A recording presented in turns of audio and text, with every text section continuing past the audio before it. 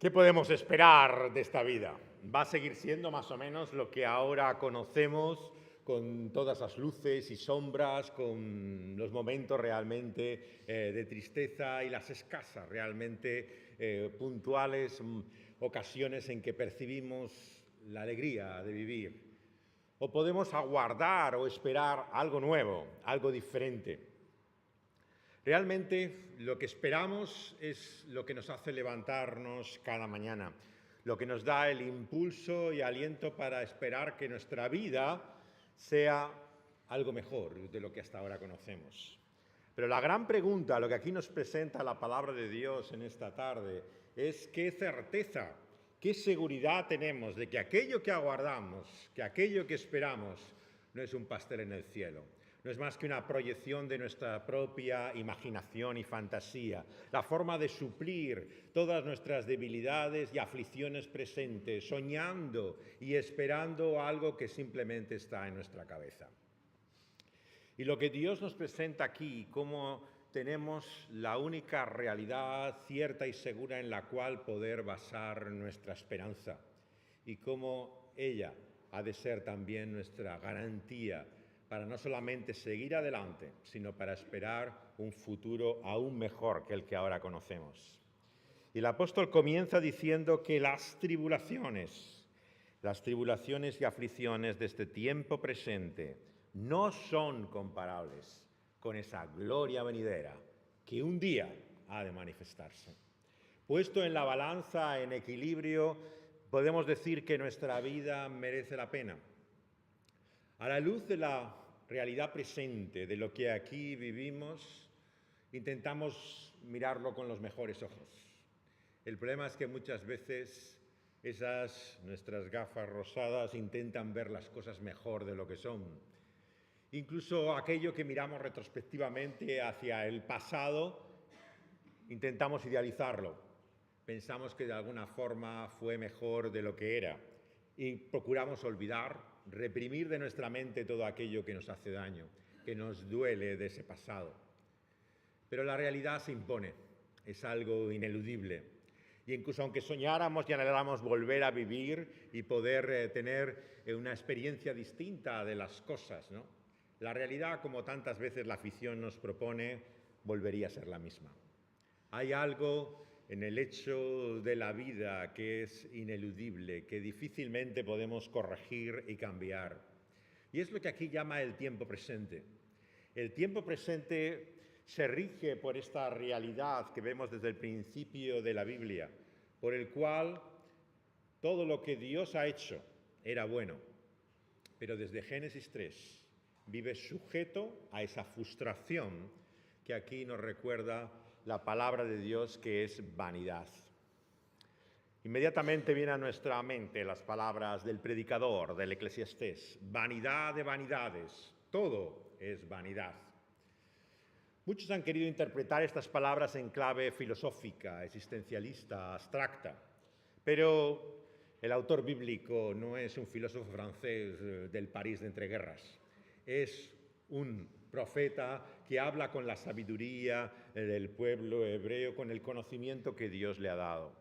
Y la vanidad significa esa tremenda temporalidad, transitoriedad, lo efímero de la vida, por el cual se te escapa entre las manos. Es como la arena que intentas sujetar, es como intentar controlar o dominar el viento, como intentar guardar siquiera un solo momento de tu vida. Se te va de las manos, se te escapa. Y para cuando te das cuenta, los años han pasado y la vida ya parece que se encuentra en su último momento. Nos sorprende una y otra vez cómo corre el tiempo, cómo apenas no nos damos cuenta de él. Y lo difícil que es poder mantener los sueños, las ilusiones del presente. Muchos han dicho poéticamente que tienen nostalgia del futuro, de lo que ha de venir. Y ciertamente que la nostalgia muchas veces te atrapa, el pensar que el tiempo pasado fue mejor de lo que es. Pero ¿qué confianza podemos tener de que este futuro va a ser mejor? Los sueños, ilusiones que traemos a este mundo, una y otra vez vemos que no solamente tenemos que empezar a abandonarlos, sino enfrentarnos a la realidad de que no vamos a poder conseguir o alcanzar lo que queremos. El tiempo presente, por lo tanto, está ante esa realidad inescapable, ¿no?, que es la frustración y vanidad, por la cual la vida pasa y no podemos alcanzar todo lo que Dios nos ha prometido en esa otra dimensión, que es la eternidad. Nos dice aquí que esas aflicciones del tiempo presente no son comparables ¿con qué? Con esa gloria que ha de venir. Eso significa que la gloria que esperamos todavía no está entre nosotros. Como dice el autor de Eclesiastés, no debemos olvidar que Dios está en el cielo y nosotros estamos aquí. Y cuando muchas veces perdemos esa perspectiva, podemos llegar a dudar de nuestra fe, a pensar para qué sirve realmente creer en ese Dios cuando tenemos muchas veces tan pocas evidencias y manifestaciones de lo que Dios nos ha prometido para la eternidad aquí y ahora. Hay un abismo, un enorme vacío entre esas promesas del presente y la realidad que todavía no hemos alcanzado. Y vivimos en esta cuerda floja, en este hilo tan fino en el cual estamos entre ese ya y entre ese todavía no. Y precisamente por eso llamamos a este periodo de prueba, de aflicción y tribulación como prueba. Prueba porque en el cierto sentido, como toda prueba, tiene un doble sentido. Pone en cuestión la realidad de nuestra fe y por otro lado es una tentación. Es la misma palabra en griego, prueba, que tentación. Porque lo que es también una oportunidad para cuestionar nuestra fe puede servir para nuestro bien o para nuestro mal. Puede servir para reforzarnos realmente en lo que creemos o para dudar de ello. Y esto es lo que la palabra de Dios describe aquí, ¿no?, con esa expresión clara, ¿no?, de las aflicciones del tiempo presente, ¿no?, y la realidad que todavía no se ha manifestado. La gran tentación que vivimos en la Iglesia contemporánea es querer aquí y ahora todo lo que Dios nos ha prometido. Y por lo tanto el pueblo de Dios tiene un hambre, un anhelo, un deseo de ver la mano poderosa de Dios, los prodigios, milagros de Dios que Él una y otra vez nos anuncia que hará aquí y ahora en nuestra vida. Y el lenguaje mismo muchas veces del mundo evangélico es reclamar las promesas de Dios, invocar la autoridad que Dios te ha dado por la cual puedes recibir aquello que Él te ha prometido. Ese lenguaje mismo es extraño a lo que encontramos aquí en la Escritura. Esa gloria venidera ha todavía de manifestarse. Es ella la que viene a nosotros. ¿Por qué es esa gloria? Esa gloria es personal. Es el Dios de gloria, ese Dios inefable y maravilloso, todo suficiente. Es aquel que esperamos. Esperamos, aguardamos y anhelamos, porque Él y su gloria todavía no han venido.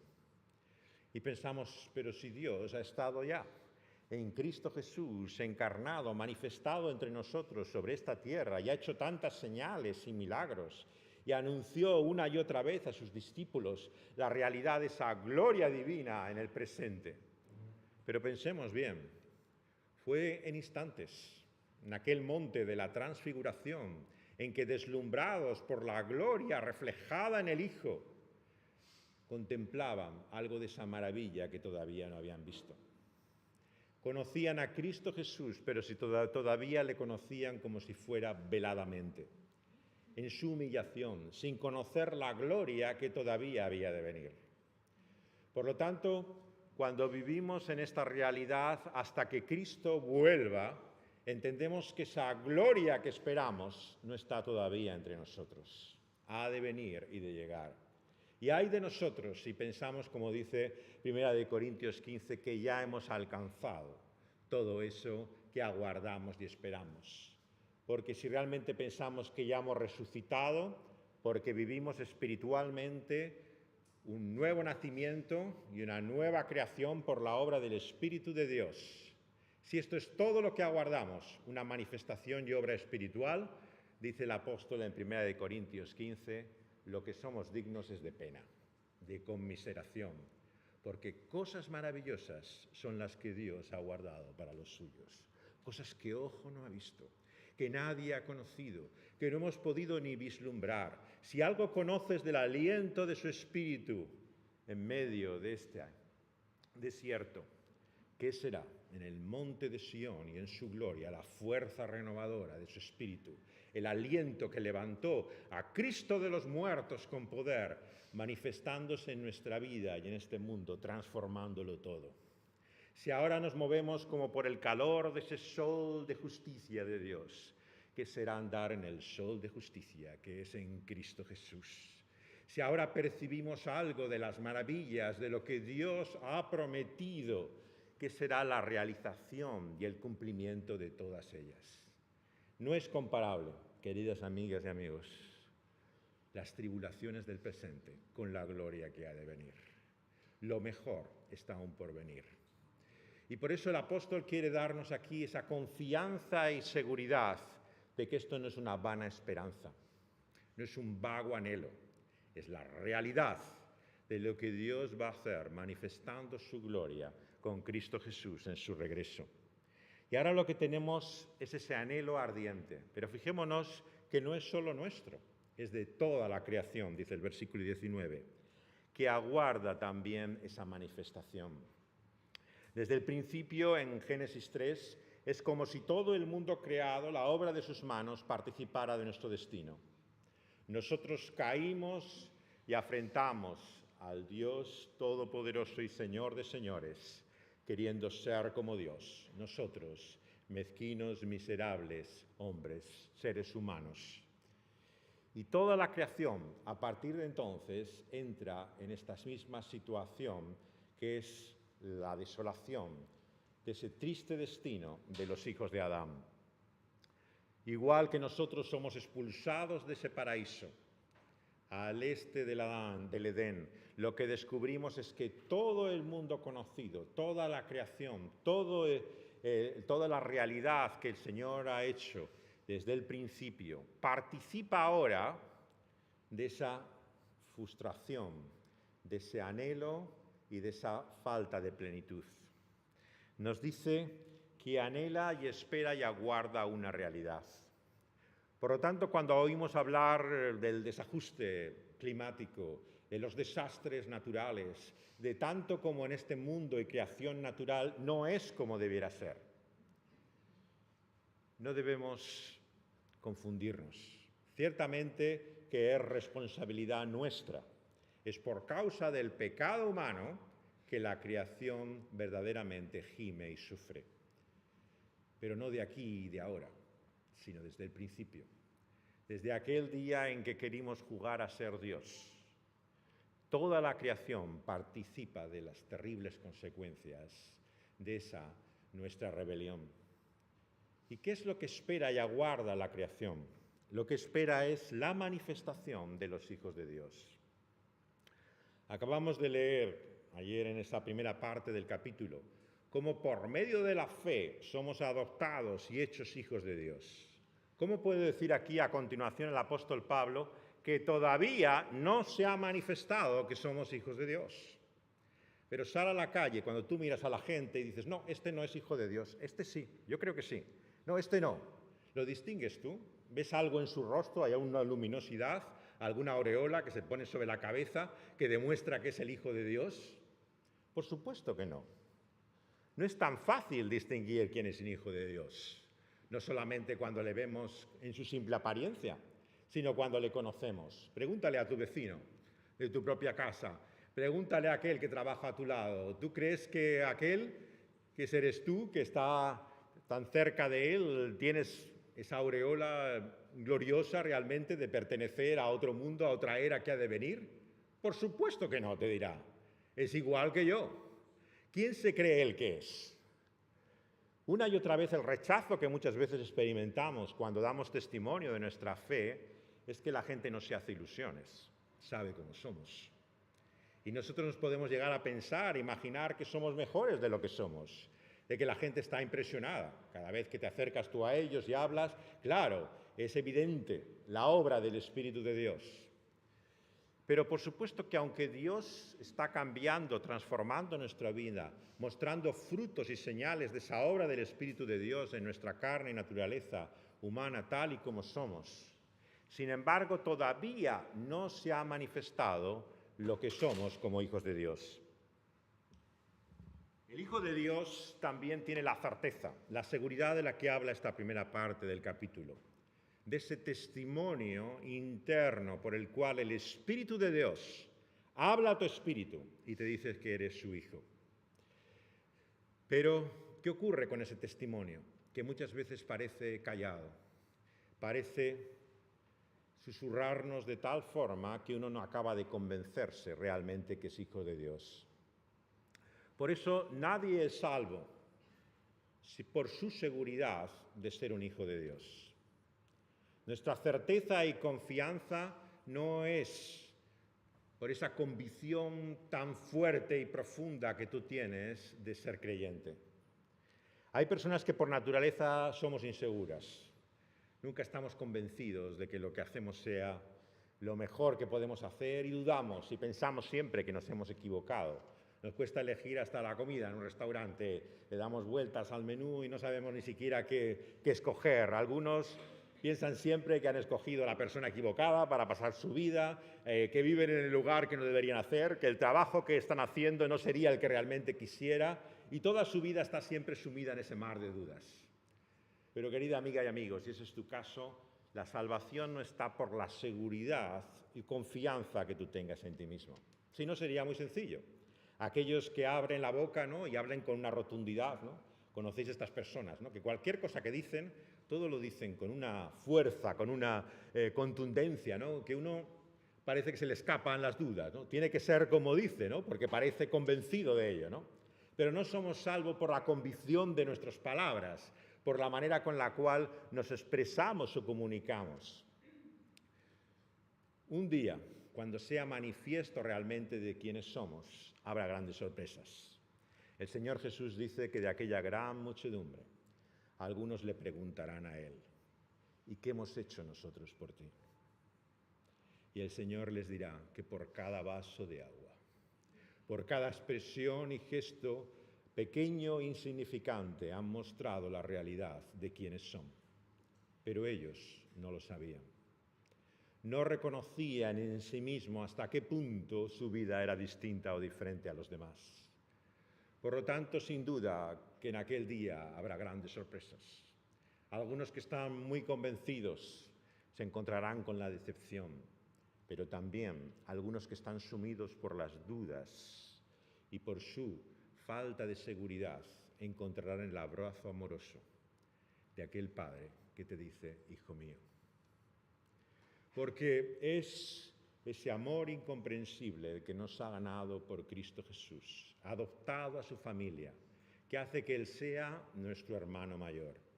Nosotros somos como ese hijo perdido que ha malgastado su vida y arruinado. Y cuando vuelve ya no tiene palabras para poder presentarse delante de su Padre, porque se ve sumido en la vergüenza, en la realidad de su fracaso. Pero el Padre no espera nuestras palabras de arrepentimiento. Corre a nosotros y nos abraza con su amor eterno, porque en aquellos brazos colgados en la cruz, nuestro hermano mayor fue a la tierra lejana de la gloria, a esta tierra y valle de lágrimas. Sufrió, padeció en su propia carne por todas nuestras vergüenzas. Fue sumido en nuestra deshonra, padeció cada una de nuestras tribulaciones y pagó por cada una de nuestras culpas, para que en aquel madero nos abrazara para siempre.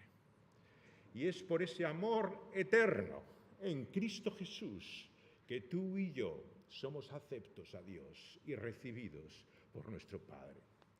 No es por las palabras que podamos decirle para poder ganar su amor. No hay nada que puedas decir o hacer que haga mayor el afecto, el cariño, la emoción y el amor profundo de Dios por ti. No depende de nada de lo que tú digas y de todo lo que tú hagas, sino que Dios nos ama en su Hijo para siempre, con la certeza y seguridad que aquí nos muestra. Y nos dice, por lo tanto, que esa creación, que es sujeta ahora a la vanidad, no por su voluntad, sino por causa del que la sujetó en esperanza, esa creación misma será liberada de la esclavitud, de esa corrupción, a la libertad gloriosa de los hijos de Dios. De lo que se trata, por lo tanto, es nuevamente de este cuadro insistente en la Escritura. El que vive sujeto al pecado, esclavo es de él, dominado por él, vive bajo esa realidad de corrupción que todo lo destruye, que todo lo estropea, que todo una y otra vez lo arruina. Y esa es la historia de nuestra vida. Nos bastamos nosotros mismos para arruinar todas las cosas. Queremos y anhelamos lo mejor, lo deseamos, pedimos la voluntad de Dios y el día que lo tenemos, nos bastamos nosotros para fastidiarlo. Somos nuestros mayores enemigos. Allá donde vamos, estemos con quien estemos, una y otra vez vemos que tenemos esa tremenda capacidad, ¿no?, para acabar con aquello que más apreciamos. Hacemos daño a los que más queremos.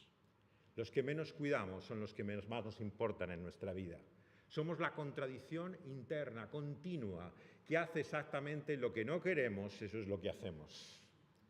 Es la corrupción que una y otra vez se produce en todo nuestro ser. Se produce en nuestra mente, en nuestra actitud, en nuestras palabras, pero se produce en nuestro propio cuerpo. Ya no somos quienes somos. No nos reconocemos siquiera cuando nos miramos al espejo. Miramos las fotos antiguas y cómo podemos ser nosotros aquellas personas. Nos parece que vamos de mal en peor.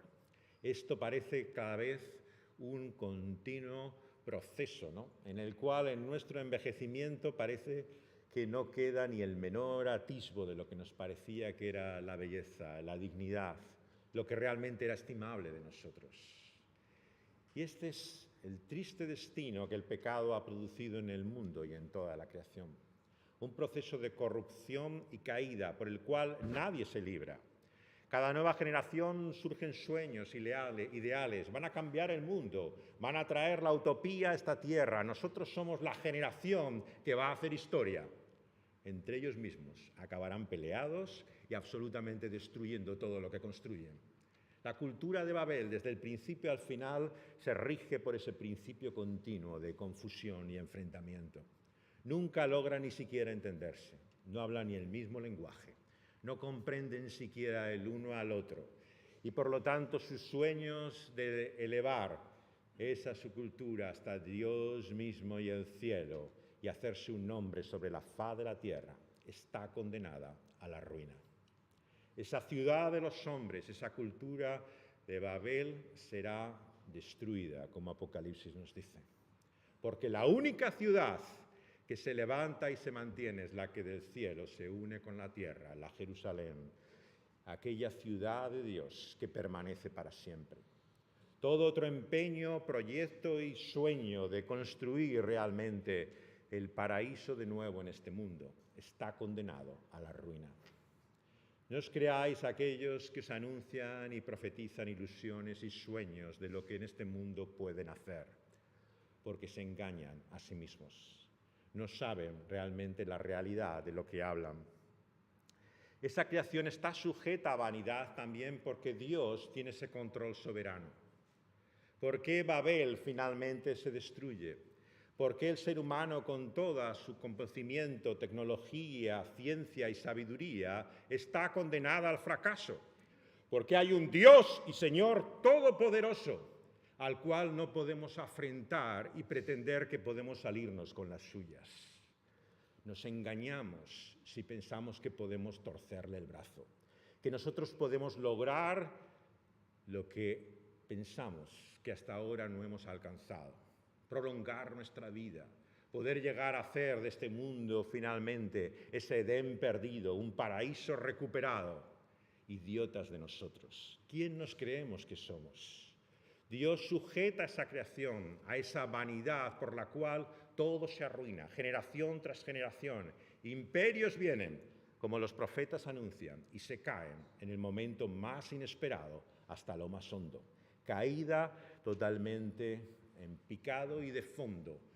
Los poderosos de esta tierra son como nada delante de Dios. Él deshace lo que es admirable, lo que provoca una y otra vez el respeto, el asombro y la reverencia de las naciones de este mundo.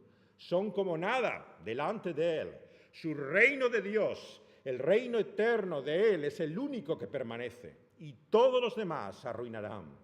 Por lo tanto, todo lo que en este mundo ha producido ese efecto del pecado está sujeto a esa ley y principio de la vanidad.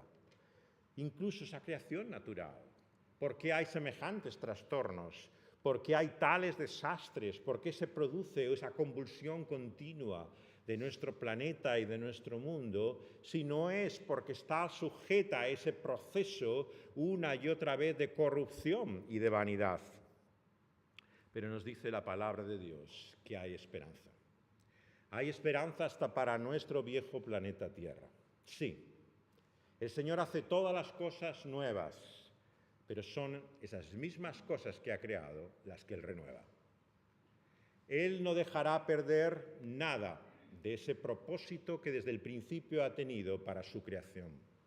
No permite que ni un solo atisbo, ni pulgada ni milímetro de todo lo que ha hecho el príncipe de este mundo se apropie de Él.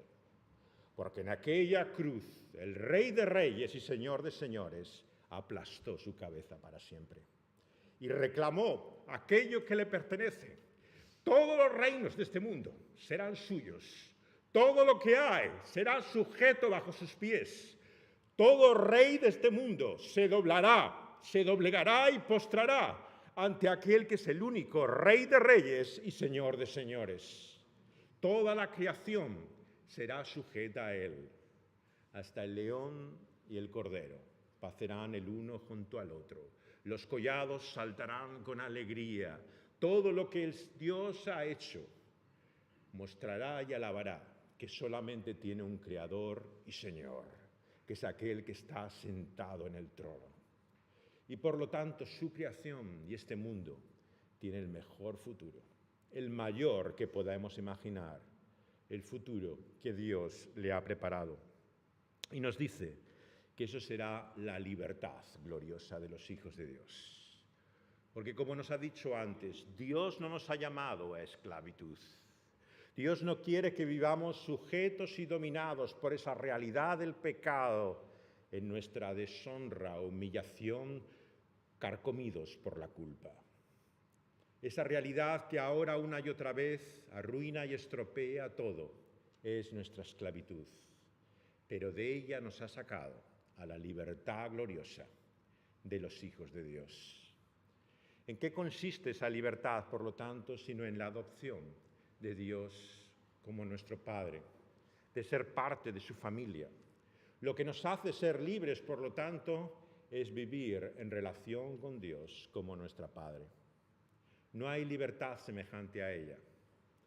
No está en la ley, no está en las reglas y las leyes y el cumplimiento diligente y sacrificado, esforzado que hagamos de él en nuestras vidas. Es el engaño del legalismo, el pensar que si uno vive la vida correcta, pregúntale a un testigo de Jehová, ¿cuál es la tierra que espera? La de aquellos que sujetos a esas reglas y vivan en obediencia a esa ley, recibirán como premio esta tierra. Mentira. Lo que ese orgullo y suficiencia con el cual pretenden cumplir la ley llevará es a nuestra decepción. Porque Dios no nos ha llamado a la esclavitud, sino a la libertad gloriosa de los hijos de Dios. Y Dios no está ahí distante y lejano en los cielos, simplemente para juzgarnos. Él es nuestro Padre amante, que no permite que nada de lo que en esta vida nos pasa le sea ajeno a Él. Y sabemos, por lo tanto, que toda esa creación gime a una, que aún está con dolores de parto hasta ahora. Fijaos que estos dolores no es el anuncio de su desastre. No es la agonía de ese planeta a punto de desaparecer. No es el mensaje una y otra vez fatídico de destrucción que te anuncian una y otra vez en este mundo, de que tenemos los días contados, que esto se va a acabar, esto va a estallar en 1000 pedazos y aquí no va a sobrevivir literalmente nada ni nadie. Mentira. A la luz de la palabra de Dios entendemos que ese Dios que ha sujetado esa creación a ese principio de corrupción y vanidad, la liberará. La liberará de esa esclavitud y corrupción. Y ese gemido, ese dolor, todo lo que ahora padece, toda esa convulsión y seísmo profundo que hay en su interior, lo que anuncia es la nueva vida, el parto, el alumbramiento de ese nuevo día que el Señor traerá. Como dice la conocida frase, nunca es más oscura la noche que antes del amanecer. Nunca son tan grandes los dolores como antes de venir al mundo esa nueva criatura. Si el mundo se convulsiona, si hay esta realidad por la cual tememos y una y otra vez dudamos, es porque Dios está haciendo algo grande. Anuncian esos dolores la realidad de un nuevo mundo, de esa realidad renovada por Dios. Y nos dice que no solo ella, sino que nosotros mismos, que tenemos las primicias del Espíritu, nosotros también gemimos dentro de nosotros. Quien piensa que por tener el Espíritu de Dios está por encima realmente de toda aflicción y padecimiento, que solamente tiene que sonreír que Dios le ama, que Él no tiene ningún tipo de carga ni aflicción que llevar en este mundo, lo que hace es engañarse a sí mismo. No tenemos necesidad de aparentar una felicidad que no tenemos. No tenemos que tener la máscara por la cual nos parezca que para nosotros nos rigen los problemas que para los demás hay. La libertad que Dios nos ha dado, la libertad de los hijos de Dios, nos permite reconocer que nosotros también gemimos, que nosotros también lloramos, que nosotros también sufrimos, que nosotros conocemos también los dolores que este mundo conoce. Y por eso tener el Espíritu de Dios no es una inmunidad por la cual te ves libre de ninguna de las aflicciones y tribulaciones de este mundo. Por lo tanto, hacemos luto, ciertamente con la esperanza de que esa muerte no es el fin, pero sufrimos y padecemos la pérdida como la sufren y padecen la pérdida otros. Que no es de la misma manera, que no tenemos la misma desesperanza, por supuesto, pero conocemos el dolor y no debemos avergonzarnos nunca de él. ¿Por qué?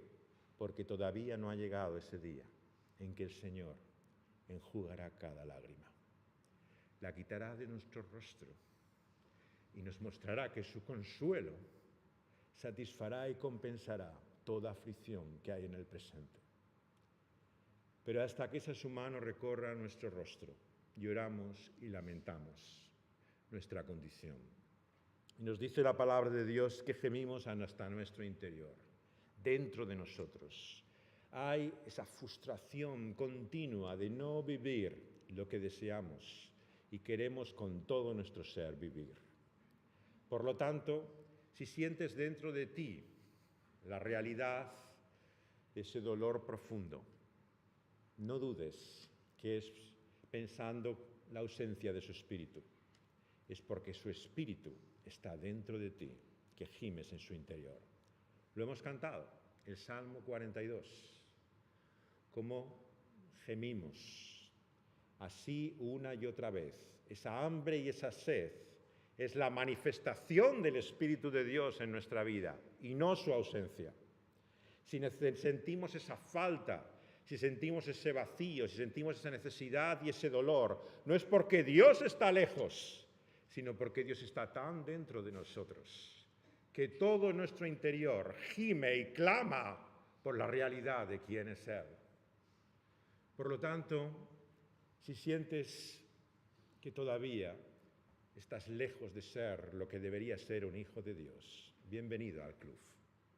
Estamos precisamente en el lugar que te corresponde, en el lugar de aquellos que en su interior sienten una y otra vez ese hambre y esa sed y esa falta de Dios que todavía no hemos alcanzado. Y nos dice que gimiendo dentro de nosotros tenemos las primicias, como el adelanto de esa obra del Espíritu. Te preguntas, ¿cuánto fruto del Espíritu hay en mi vida? ¿Cuánta benignidad, bondad, paciencia, humildad? ¿Cuánto de aquellos frutos del Espíritu que describe la palabra de Dios hay en mí? Los buenos días te parece que hay ciertamente algunos, pero otros días piensas, ¿pero qué hay de mí, de todos estos frutos del Espíritu? ¿Dónde están las evidencias y señales del Espíritu de Dios? Pero querida amiga y hermana, hermano y amigo, son primicias, son adelantos. Todavía no tenemos la manifestación del Espíritu de Dios. Somos una obra en proceso. Es como cuando tienes reformas en tu casa. Lo que hay es ruido, polvo, todo el jaleo que los obreros hacen, la absoluta caos y confusión que trae una construcción. Pero no será así para siempre. Habrá un día que esa obra en desarrollo y proceso dará lugar a la manifestación clara del resultado de lo que Dios está haciendo en nosotros. Ese Espíritu ha hecho una obra inacabada en tu interior. Y cuando te miras a ti mismo, cuando te asomas y analizas y examinas, no ves todavía cómo es tan clara esa manifestación de lo que Dios ha hecho en tu vida. Es porque ese Espíritu te ha sido dado como adelanto y primicia de aquello que todavía ha de venir. La manifestación gloriosa de los hijos de Dios. Y nos dice, dentro de nosotros gemimos esperando el ¿qué? La adopción.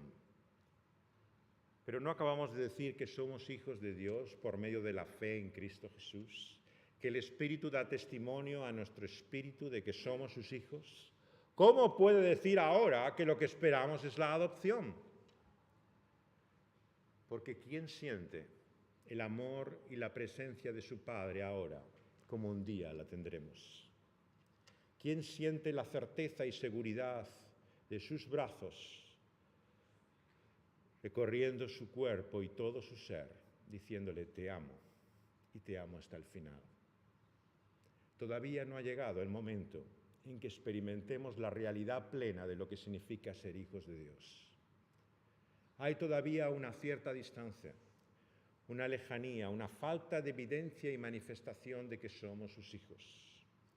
Y por eso es que dudamos, por eso es que vacilamos y desconfiamos, porque esa adopción todavía no ha sido acompañada de la realidad de lo que significa la presencia misma de nuestro Padre para siempre con nosotros.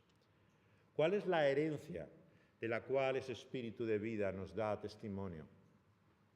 La herencia de que Dios será nuestro Dios, de que Dios hará su domicilio permanente en esta tierra y en nuestra vida, y ya no estará lejos en los cielos, sino que estará con nosotros para siempre.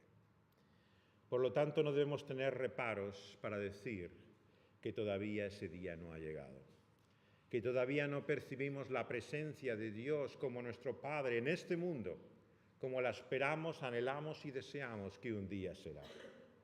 Por eso es que no recibimos el consuelo que tantas veces aguardamos.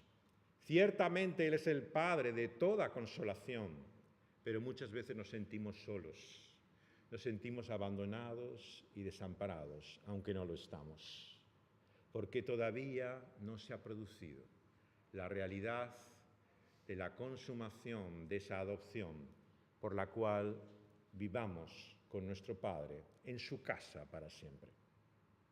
Somos sus hijos, pero todavía es como si no hubiéramos entrado en la realidad de ese nuestro hogar eterno.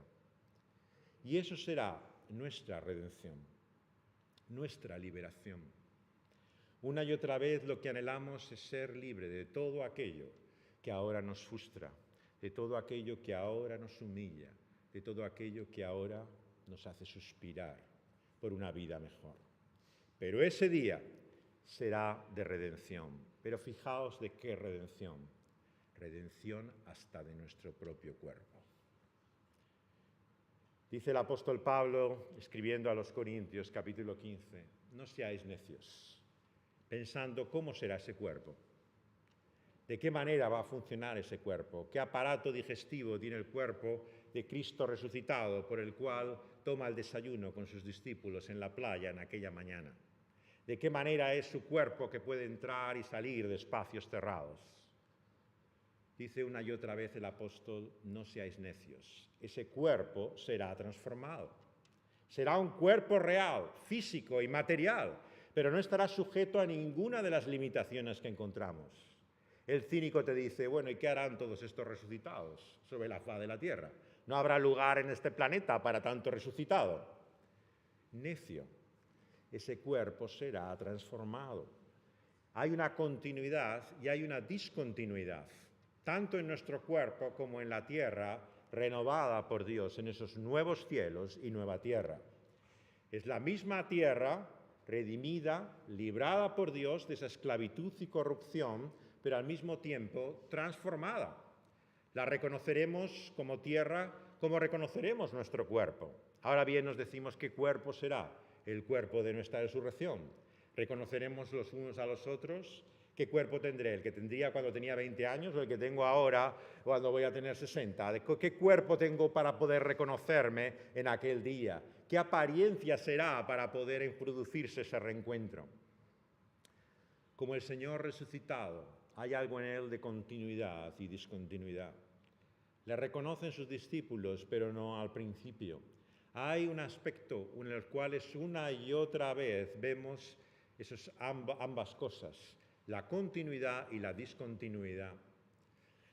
Y lo maravilloso es que ese cuerpo es transformado para mejor. No hay nada de lo que ha valido la pena sentir en este cuerpo, gustar, probar, experimentar, que no sea llevado a su última expresión en ese nuevo cuerpo. No pienses que en modo alguno te privarás, te faltará y lamentarás algo de lo que en este cuerpo has conocido y vivido en este mundo. Porque no habrá nada de lo que arrepentirse en esa gloria eterna.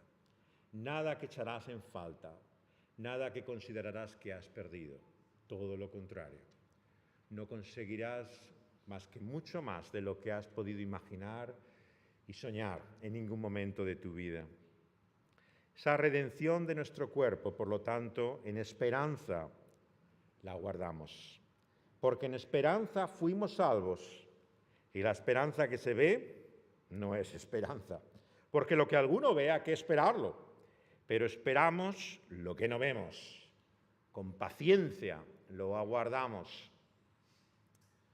Cuando pensamos, por lo tanto, en la esperanza que tenemos finalmente de una vida mejor, lo que Dios nos ha prometido y todavía no hemos alcanzado, no pienses que puedes verlo y percibirlo con nuestros sentidos. Es algo que aguardamos, que esperamos y anhelamos. Por lo tanto, ¿qué es la fe sino esperanza? La esperanza está en el corazón mismo de lo que significa realmente nuestra fe. La vida en la cual creemos todavía no la disfrutamos. Y no tenemos que tener complejo para confesarlo, para reconocerlo, porque es precisamente esa la realidad. Y no debemos confundir nuestra fantasía y nuestra ilusión con lo que Dios nos ha prometido. Lo que Dios nos ha prometido no son fantasías e ilusiones, sino la realidad de lo que todavía no tienes. Y lo que todavía no has alcanzado no es porque no será realidad, es porque todavía no has llegado a tenerlo. Por lo tanto, una y otra vez, como hacemos cada primer día de la semana, comemos y bebemos hasta que ese día del Señor Jesús vuelva. Y entonces, como en un instante, como en un momento, como en el sonido de una trompeta, todo será transformado. Todo será cambiado, todo manifestará la realidad de la presencia gloriosa del Señor de gloria con nosotros. Y nos dice que por lo tanto debemos con paciencia aguardar ese día. La paciencia es lo menos natural que podemos tener en esta vida. El apóstol Pablo, escribiendo a los colosenses, les dice en su primera carta, en esa oración a los creyentes que había en esa parte de Asia, les dice así en el primer capítulo de Colosenses,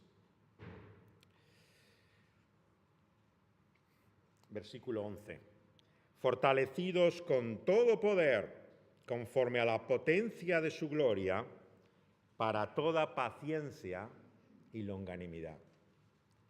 ¿Qué sería todo el poder de Dios? Toda su gloria, la supereminente grandeza de Dios en toda su dinamis y potencia manifestada en el mundo. Diríamos muertos que resucitan, montes que se mueven, una vida absolutamente en convulsión. Pero fijaos lo que dice aquí el apóstol Pablo. Tener toda la fuerza de todo el poder de Dios, conforme al superlativo de la eminente grandeza y potencia de su gloria. ¿Cómo se manifiesta? Sino en toda paciencia, dice la versión del 60 Reina Valera, y longanimidad.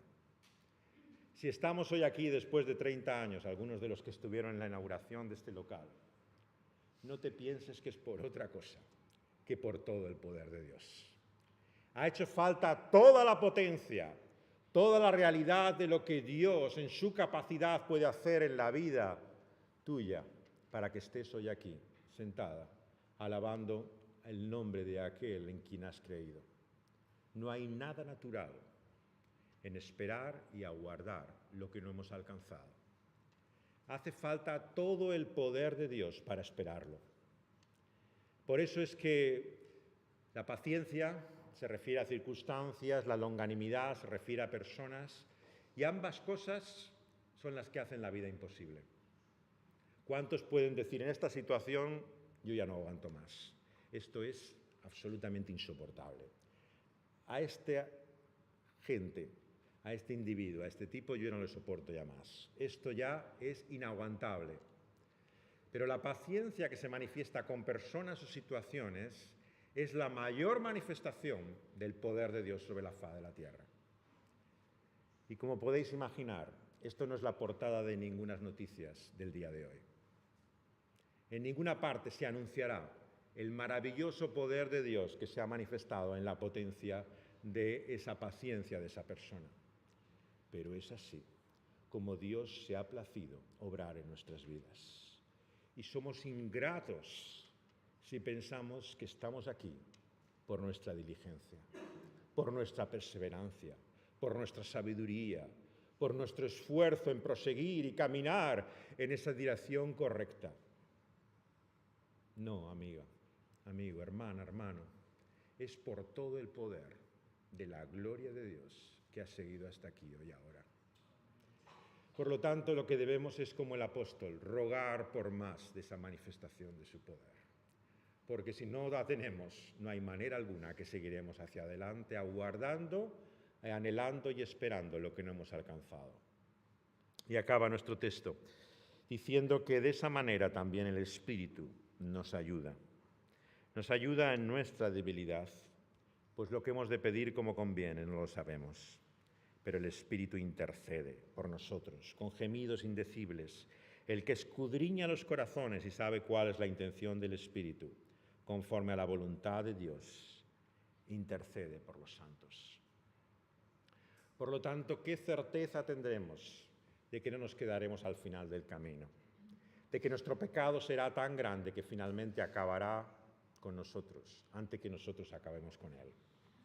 ¿Qué seguridad podemos tener de que finalmente el desenlace y la conclusión será la decepción de no haber llegado?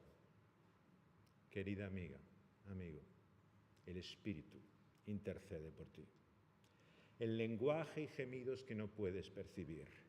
Y te dice, es mío.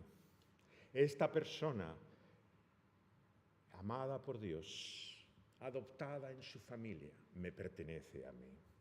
Y ese Espíritu es primicia de que eres propiedad de Dios en Cristo Jesús, redimida por su sola sangre, y nada ni nadie te podrá arrebatar de él. Todos aquellos que el Padre le ha dado en su mano a su Hijo, ni uno de ellos se perderá. Por lo tanto, es por el amor de Cristo Jesús y su intercesión. Pero fijaos bien también lo que nos dice aquí Romanos.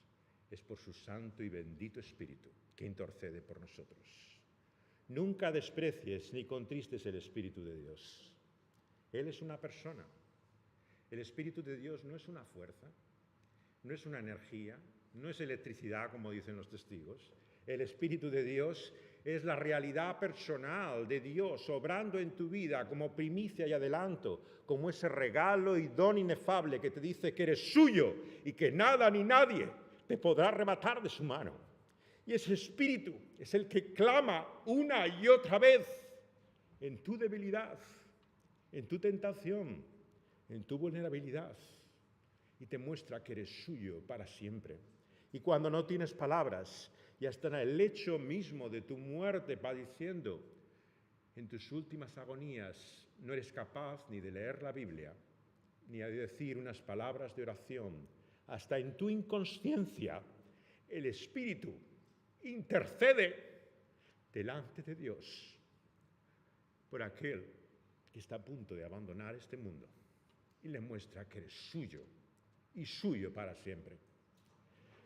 Por lo tanto, bendito ese Espíritu de Dios que intercede, como dice, con gemidos indecibles, que solamente Dios entiende y comprende. Es como el bebé que solamente la madre puede discernir el sentido de su lamento.